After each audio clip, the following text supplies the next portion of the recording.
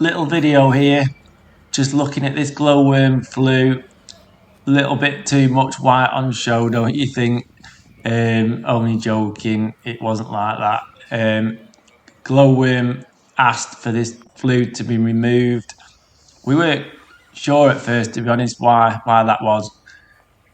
Once we got it out, a bit of a beast, about 7 meters long.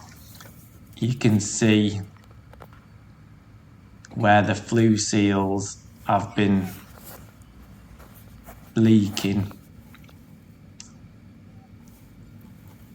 Well, that's what we presume that glowworm have noticed. Just that, you know, that the staining round the brackets.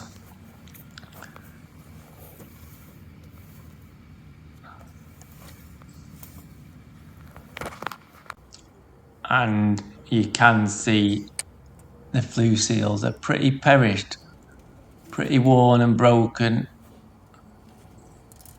Obviously not forming a seal, condensates then. Sorry, mate. Condensates dropping down into the steel outer flue, and then, you know, you can see rusting away. And that's it, that's enough. New flue for the customer. So out with the old and in with the new. Boiler stain, just a new flue. Definitely a two-man job.